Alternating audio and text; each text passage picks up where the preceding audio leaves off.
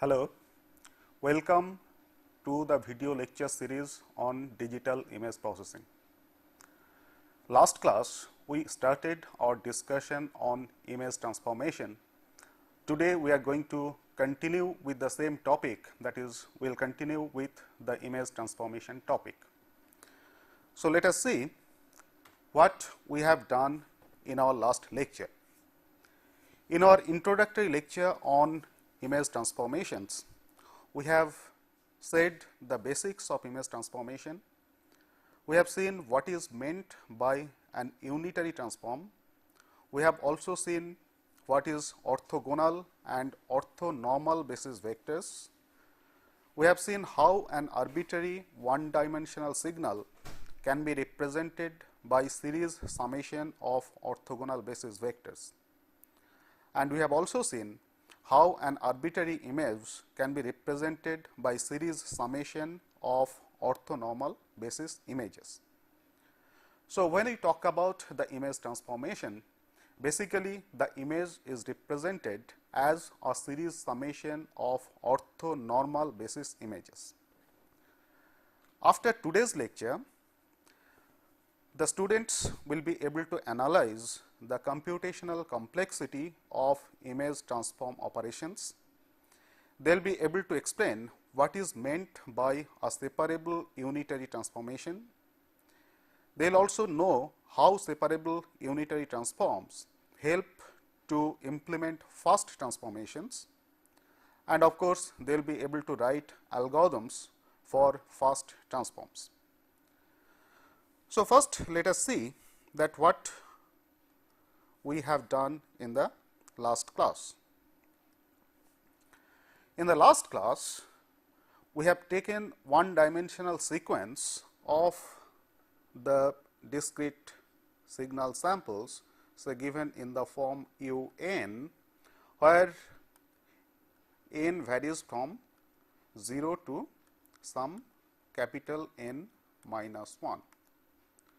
So, we have taken initially a one dimensional sequence of discrete samples like this, that is u n, and we have found out what is meant by unitary transformation of this one dimensional discrete sequence.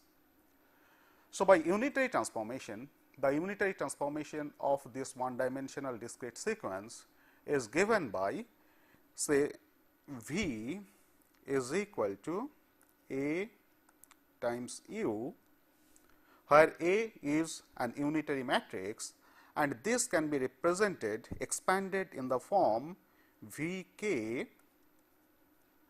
is equal to,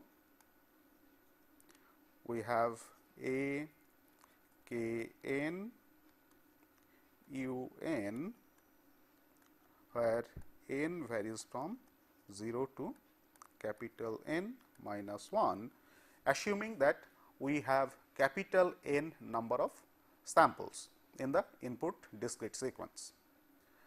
Now, we say that this transformation is an unitary transformation if the matrix A is an unitary matrix. So, what is meant by an unitary matrix? The matrix A will be said to be a unitary matrix if it obeys the relation that A inverse of matrix A will be given by A conjugate transpose. That is, if you take the conjugate of every element of matrix A and then take the transpose of those conjugate elements, then that should be equal to the inverse of matrix A itself. So, this says that A into A conjugate transpose, that should be same as A conjugate transpose A, which will be same as an identity matrix. So, if this relation is true for the matrix A, then we say that A is an unitary matrix and the transformation which is given by this unitary matrix is a unitary transformation. So, using this matrix A, we go for unitary matrix, unitary transformation. Now, once we have this transformation and we get the transformation coefficients, the V k or the transformed vector transformed sequence V, we should be also able to find out that how from this transformation coefficients we get back the original sequence u n. So, this original sequence is obtained by a similar such relation, which is given by u is equal to a, obviously it should be equal to A inverse V, and in our case since A inverse is same as A conjugate transpose. So, this can be written as A conjugate transpose V, and this expression can be expanded as u n is equal to summation V k A conjugate k n, where k varies from 0 to n minus 1. And we have to compute this for all values of n varying from 0 to n minus 1. So, 0 less than or equal to n less than or equal to capital N minus 1. So, by using the unitary transformation, we can get the coefficients, the transformation coefficients, and using the inverse transformation, we can obtain the input sequence, input discrete sequence from the coefficient, from the sequence of coefficients. And this expression says that the input sequence u n is now represented in the form of a series summation of a set of vectors or orthonormal basis vectors. So, this is what we get in case of one dimensional sequence. Now, let us see what will be the case in case of a two dimensional sequence. So, for a two dimensional sequence, so if I go for the case of two dimensional signals, then the same transformation equations will be of the form V k L is equal to, we have to have double summation u m n into A k L m n, where both m and n varies from 0 to capital N minus 1. So, here u m n is the input image, it is a two dimensional image. Again we are transforming this using the unitary matrix A, and in the expanded form the expression can be written like this: V k L is equal to double summation u m n A k L m n, where both m and n varies from 0 to infinity. And this has to be computed for all the values of k and L, where k and L varies from 0 to n minus 1. So, all k and L will be in the range 0 to n minus 1. In the same manner, we can have the inverse transformation, so that we can get the original two dimensional matrix from the transformation coefficient matrix, and this inverse transformation in the expanded form can again be written like this.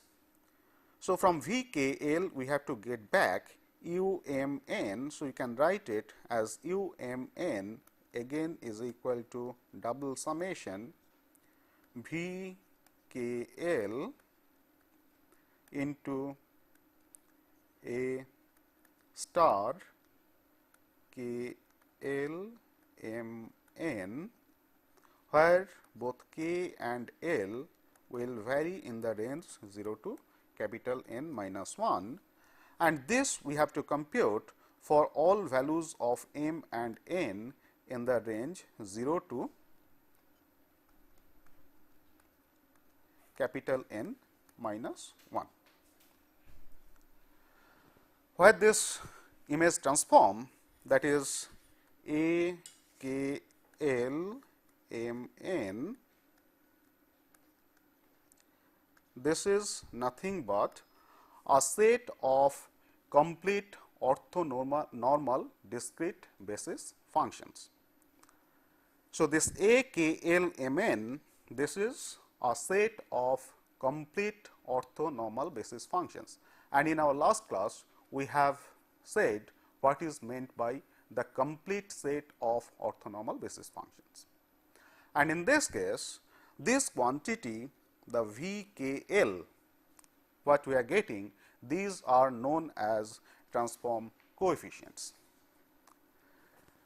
Now, let us see that what will be the computational complexity of these expressions. If you take any of these expressions, say for example, the forward transformation, where we have this particular expression VKL is equal to double summation UMN AKLMN, where m and n vary from 0 to capital N minus 1. That means, both m and n, m will vary from 0 to capital N minus 1, n will also vary from 0 to capital N minus 1. So, to compute this VKL, you find that if I compute this particular expression, for every VKL, the number of complex multiplication and complex addition that has to be performed is of the order of capital N square. Okay. And you remember that this has to be computed for every value of k and l, where k and l vary in the range 0 to capital N minus 1. That is, k is having capital N number of values, L will also have capital N number of values. So, to find out VKL, a single coefficient VKL, we have to have of the order of capital N square number of complex multiplications and additions, and because this has to be computed for every VKL, and we have capital N square number of coefficients, because both k and l vary in the range 0 to capital N minus 1. So, there are capital N square number of coefficients, and for computation of each of the coefficient, we need capital N square number of complex addition and multiplication. So, the total amount of computation that will be needed in this particular case is of the order of capital N to the power 4. Okay. Obviously, this is quite expensive for any of the practical size images, because in practical cases we get images of the size of say 256 by 256 pixels or 512 by 512 pixels, even it can go up to say 1K by 1K number of pixels or 2K by 2K number of pixels and so on. So, if the computational complexity is of the order of capital N to the power 4, where the image is of size n by n, you find that what is the tremendous amount of computation that has to be performed for doing the image transformations using this simple relation. So, what is the way out? We have to think that how we can reduce the computational complexity. Obviously, to reduce the computational complexity,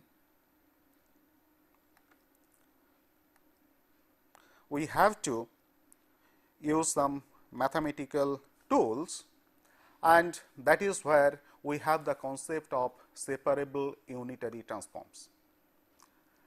So, you find that we have the transformation matrix, which is represented by matrix A, or we have represented this as A K L M N, and we say that this is separable if A K L M N can be represented in the form. So, if I can represent this in the form A K M into say B L N, or equivalently I can put it in the form A K M into B L N.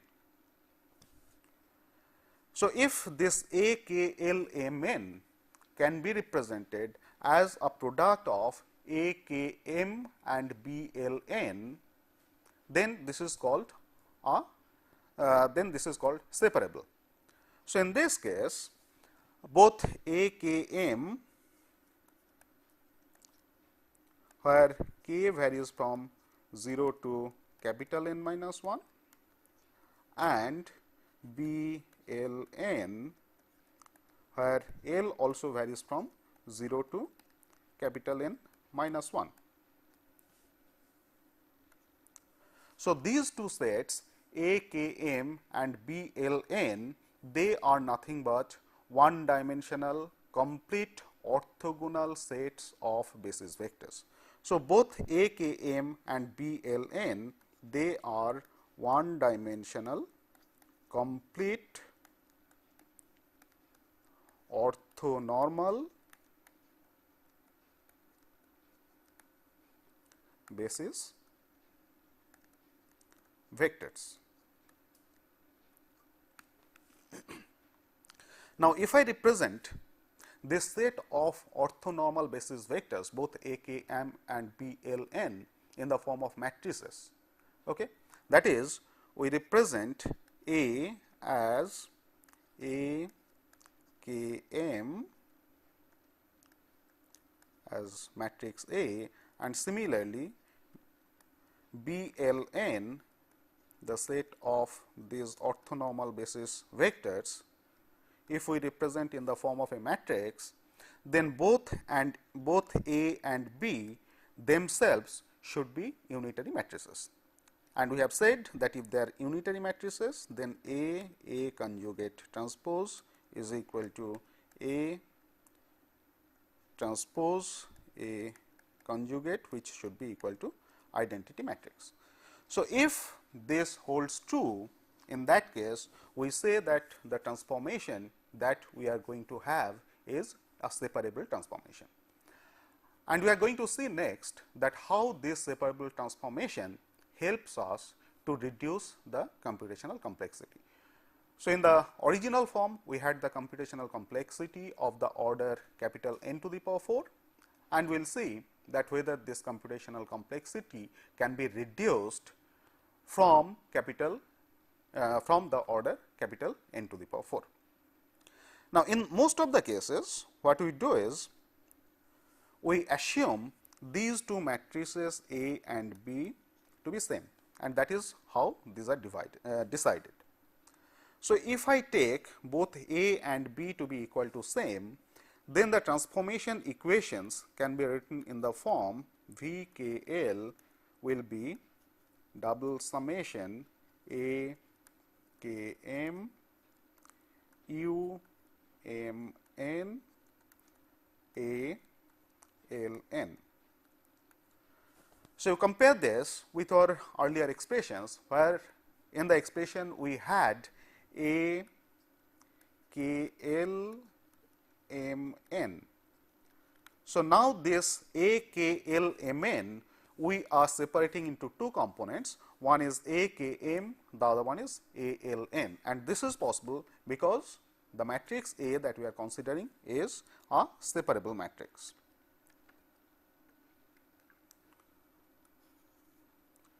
So, because this is a separable matrix, we can write V K L in the form of A K M U M N into A L N, where again in this case both M and N will vary from 0 to capital N minus 1. And in matrix form, this equation can be represented as V equal to A U A transpose, where U is the input image of dimension capital N by capital N, and V is the coefficient matrix again of dimension capital N by capital N, and the matrix A is also of dimension capital N by capital N. In the same manner, the inverse transformation, that is what we have got is the coefficient matrix, and by inverse transformation we want to have the original image matrix from the coefficient matrix. So, in the same manner, the inverse transformation can now be written as U m n equal to, again we have to have this double summation A star k m V k l A star l n, where both k and l will vary from 0 to capital N minus 1. So, this is the expression for the inverse transformation, and again as before, this inverse transformation can be represented in the form of a matrix equation, where the matrix equation will look like this: U equal to A conjugate transpose V into A conjugate, and these are called two dimensional separable transformations. So, you find that from our original expressions, we have now brought it to an expression in the form of separable transformations. So, you find that this particular expression, that is V, when we have written this V equal to, so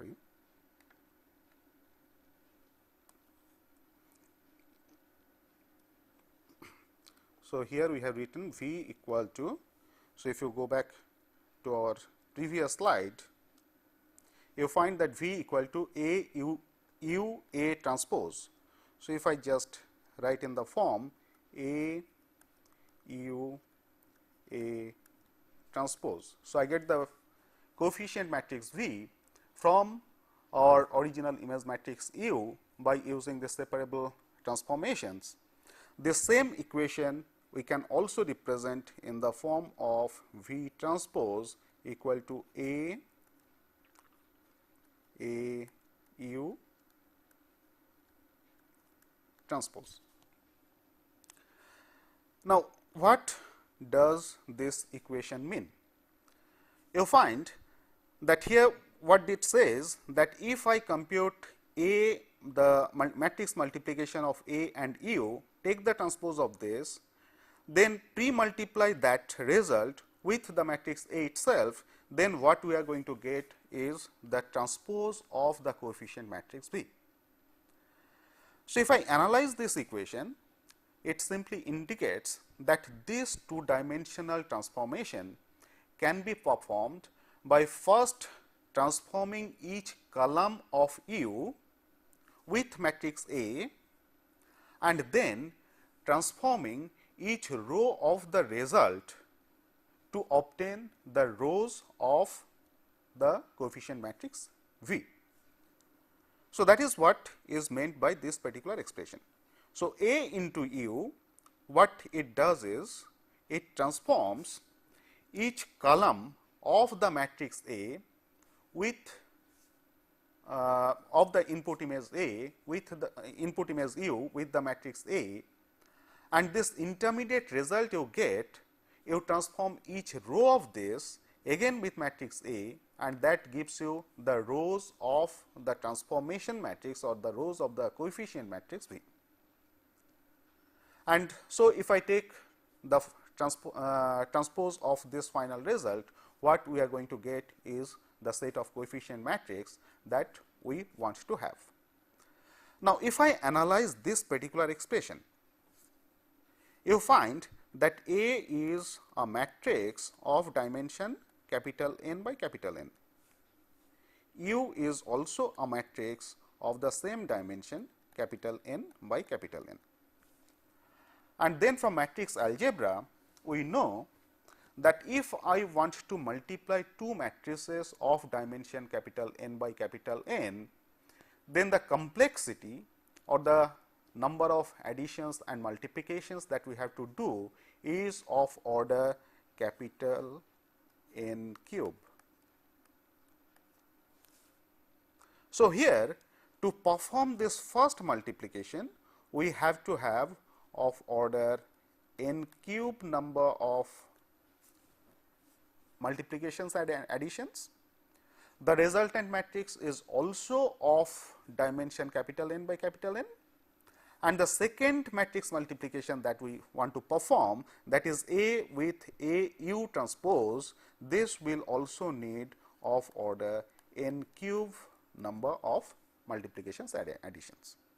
So, the total number of addition and multiplication that we have to perform when I implement this as a separable transformation is nothing but of order 2n cube. And you compare this with our original configuration when we had seen that the number of addition and multiplication that has to be done is of order n to the power 4. So, what we have obtained in this particular case is the reduction of computational complexity by a factor of capital N. So, this simply indicates that if the transformation is done in the form of a separable transformation, then it is possible, and as we have seen, that we can reduce the computational complexity of implementation of the transformation operation. Obviously, the final result that we get, that is the coefficient matrix, is same as the coefficient matrix that you get when you implement this as a non-separable transformation. So, advantage that you get by implementing this as a separable transformation is reduction in computational complexity. Now, let us see that what is meant by the basis images. So, what is meant by basis image?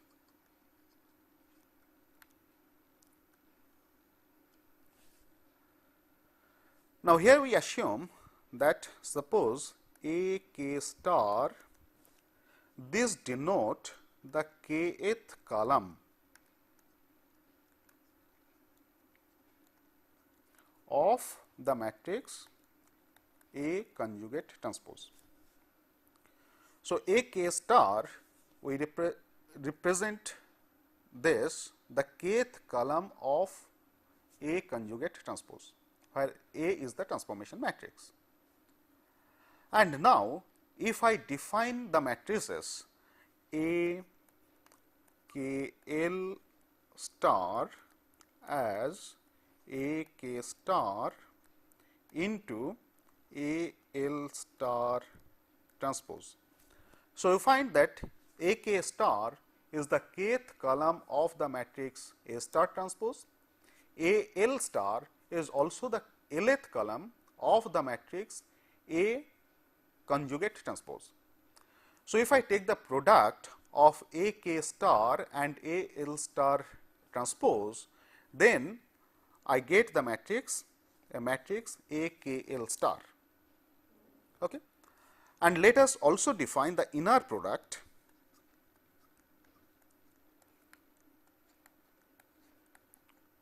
of say 2 n by n matrices. So, I define inner product of 2 n by n matrices, say F and G. So, the inner product of these two matrices F and G are defined as F m n G star m n, where both m and n vary from 0 to capital N minus 1. So, we define the inner product of two matrices F and G in the form of F m n G star m n, where both m and n vary from 0 to capital N minus 1. So, now by using these two definitions, now if I rewrite our transformation equations. So, now we can write the transformation equations as V k L is equal to, you find that the old expression that you have written U m n A k L m n, where both m and n vary from 0 to capital N minus 1. So, this is nothing but as per our definition. So, if you just look at this definition, this is nothing but an expression of an inner product. So, this was the expression of the inner product. So, this transformation equation is nothing but an expression of an inner product, and this inner product is the inner product of the image matrix U with the transformation matrix A star K L. Similarly, if I write the inverse transformation U M N, which is given as again in the form of double summation V K L into A star K L M N, where K L vary from 0 to capital N minus 1. So, again you find that in the matrix form this will be written as U equal to summation V K L into A star K L, where both K and L vary from 0 to capital N minus 1.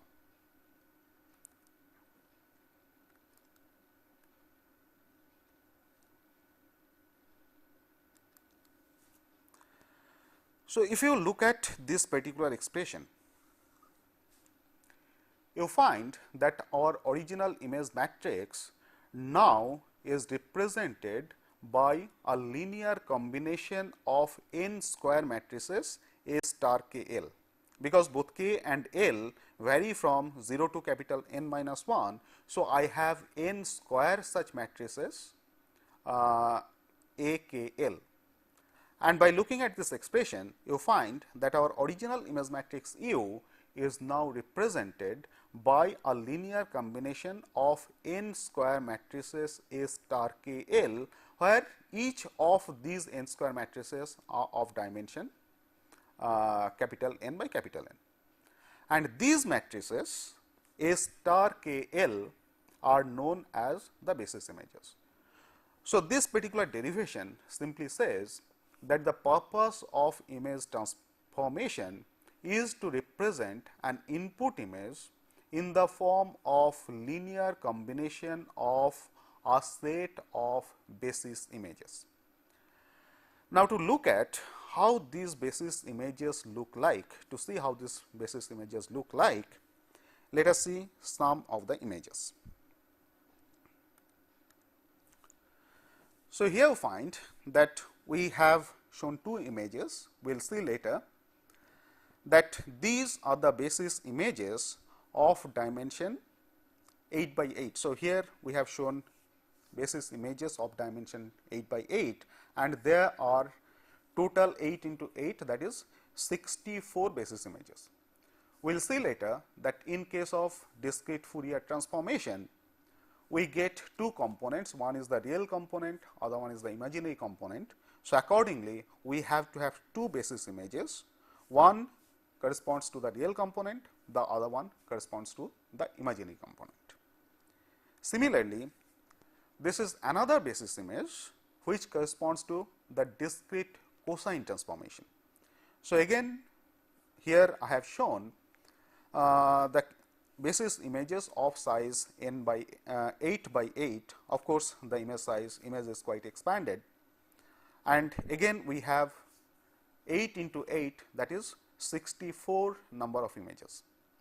So, here you find that a row of this represents the index k and the column indicates the index L. So, again we have 64 images. Each of these 64 images is of size 8 by 8 pixels. Similarly, we have the basis images for other transformations like Walsh transform, Hadamard transform, and so on. So, once we look at the basis images, so the purpose of showing these basis images is that, as we said, that the basic purpose purpose of image transformation is to represent an input image as linear combination of a set of basis images. And when we take this linear combination, each of these basis images will be weighted by the corresponding coefficient, the transformation coefficient VKL that we compute after the transformation. And as we have said that this VKL is nothing but the inner product of KLth basis image. So, when you compute this VKL, as we have seen earlier, so if you just look at this VKL, which is represented as inner product of the input image U and the KLth basis image A star KL. So, each of these coefficients VKL is actually represented as the inner product of the input image U with the KLth basis image AKL star. And because this is the inner product of the input image U and the KLth basis image AKL star, this is also called the projection of the input image on the KLth basis image. So, this is also called the projection of the input image U onto the KLth basis image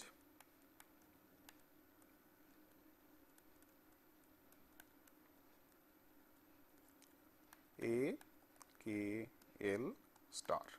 Okay. And this also shows that any n by n image, any image, input image of size, any input image U of size capital N by capital N can be expanded using a complete set of n square basis images. So, that is the basic purpose of our input of the image transformation. Now, let us take an example. So, let us consider an example of this transformation. So, we have been given a transformation matrix which is given by A equal to 1 upon root 2, 1, 1, 1, minus 1, and we have the input image matrix U equal to 1, 2, 3, 4. And in this example, we will try to see that how this input image U can be transformed with this transform matrix A, and the transformation coefficients that you get, if I take the inverse transformation of that, we should be able to get back our original input image U. So, given this, the transformed image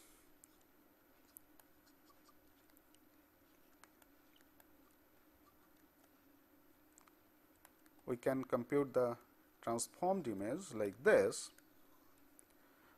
The transformation matrix V will be given by 1 upon 2 into 1, 1, 1 minus 1 into our input image 1, 2, 3, 4. So, if you just see our expressions, you find that our expression was something like this. When we computed V, we had computed V equal to A U A transpose. Okay. So, by using that, we have A U, then A transpose, and by nature of this transformation matrix A, you find that A transpose is nothing but same as A. So, you will have 1, 1, 1, minus 1. And if you do this matrix computation, it will simply come out to be 1 upon 2 into 4, 6, minus 2, minus 2 into 1, 1, 1 minus 1, and on completion of this matrix multiplication, the final coefficient matrix V will come out to be 5 minus 1 minus 2, 0. So, I get the coefficient matrix V as 5 minus 1 minus 2, 0.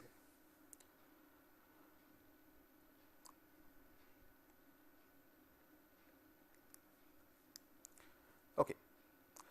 Now, let us see that what is the, for this particular transformation, what will be the corresponding basis images. Now, when we defined the basis images, you remember that we have said that we have assumed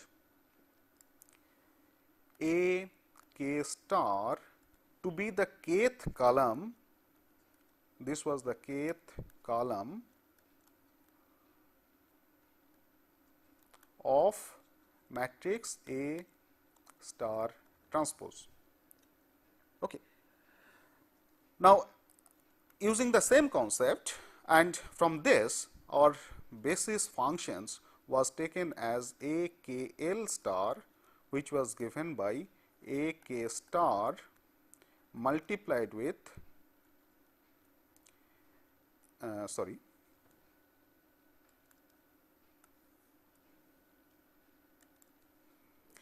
k L star, the klth basis image was computed as A k star multiplied with A L star transpose. So, this is how we had computed the basis images, we have defined the basis images. So, using the same concept in this particular example, where we have the transformation matrix A is given as 1 upon root 2 1 1 1 minus 1, I can compute the basis images as A 0 0 star. The 0th basis image will be simply half into the basis vectors 1 1 and 1 1 transpose. So, this will be nothing but half into 1 1 1 1.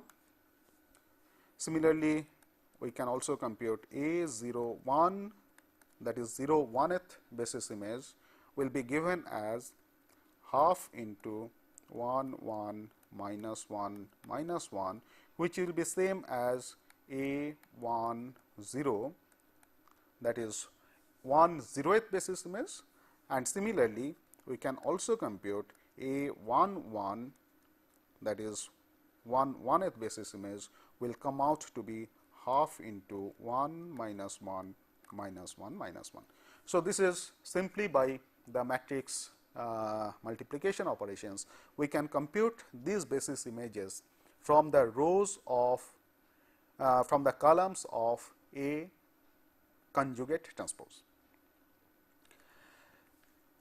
Now, to see that what will be the result of inverse transformation, you remember the transformation coefficient matrix V we had obtained as 5 minus 1 minus 2 and 0.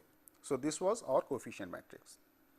By inverse transformation, what we get is our inverse transformation is A conjugate transpose V A conjugate, which by replacing these values will get as half into 1 1 1 minus 1, then 5 minus 1 minus 2 0, and again 1 1 1 minus 1, and if you compute this matrix multiplication, the result will be 1 2 3 4, which is nothing but our original image matrix U.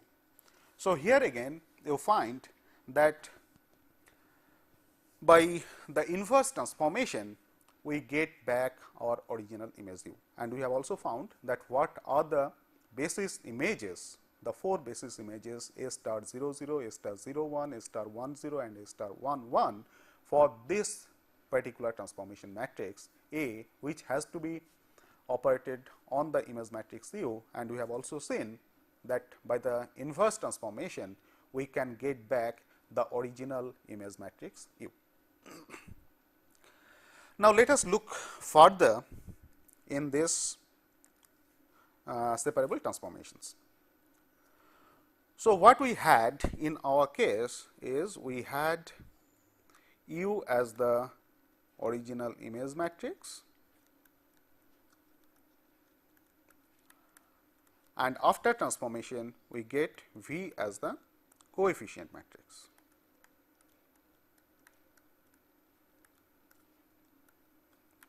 And you remember that both these matrices are of dimension capital N by capital N.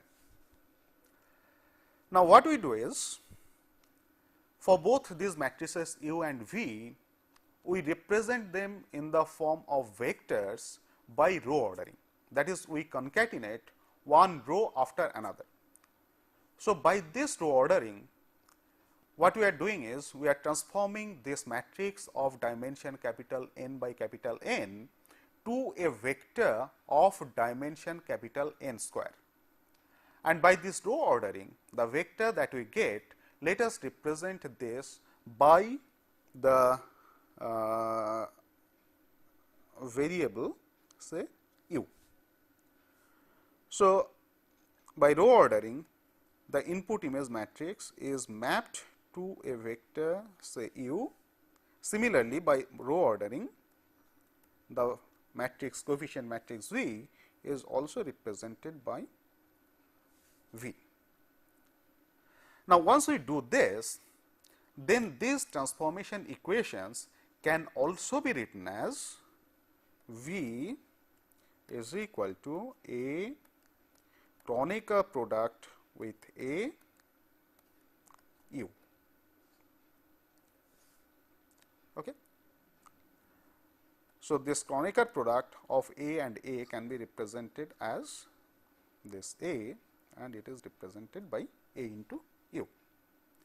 Similarly, the inverse transformation can also be written as U is equal to A Kronecker product of A conjugate transpose, which is nothing but a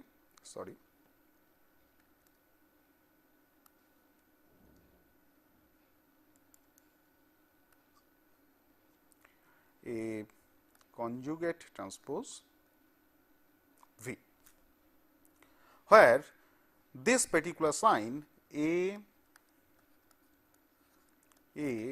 this represents Kronecker product.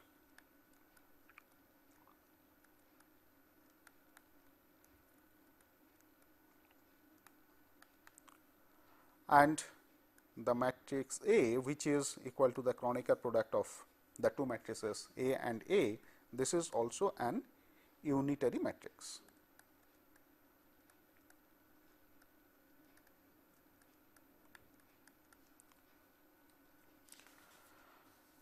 So, once we do this, then you find that our two dimensional transformation, after doing this row ordering of the input image U and the coefficient matrix V, once they are represented as one dimensional vectors of dimension capital N square. So, this two dimensional image transformation is now represented in the form of in a one dimensional transformation form. So, by this what we have is, say any arbitrary one dimensional signal say x can now be represented as, say y can now be transformed as y equal to a x. And we say that this particular transformation is separable, where A is the transformation matrix. We say that this transformation is separable if this transformation matrix A can be represented by as the Kronecker product of two matrices A1 and A2. So, whenever this transformation matrix A is represented as Kronecker product of two matrices A1 and A2, then this particular transformation is separable, because in this case this transformation operation can be represented as y equal to A1 X into A2 transpose, where this Y is the coefficient matrix and X is the input matrix. And we have mapped this Y into a vector Y by row ordering, and this matrix X is mapped into this vector X again by row ordering. Now, if we represent this in this form, then it can be shown that if both A1 and A2 are of dimension n by n, and then because this A is the Kronecker product of A1 and A2, this A will be of dimension n square. Okay. And by this matrix multiplication, again we can see this will be of dimension n square by n square. So, total n to the power 4 number of elements. So, the amount of computation that you have to do in this particular case will be again of order n to the power 4, and because this transformation A is separable and this can be represented as Kronecker product of A1 and A2, and you find that this particular operation can now be obtained using n cube number of operations, order n cube number of operations. So, this again says that if a transformation matrix is represented as Kronecker product of two smaller matrices, then we can reduce the amount of computation. So, obviously, if both A1 and A2 can be further represented as Kronecker product of other unitary matrices, then it is possible that we can reduce the computation time further, and effectively actually that is what is done in case of first transformations. So, today we have discussed about the separable transformation, and we have seen that how this separable transformation can be used to reduce the computational complexity. Now, some the answers to the quiz questions that we given in the last class. Obviously, in this case the first two were quite obvious. The third one, which we said that determine if the following set of vectors is orthogonal.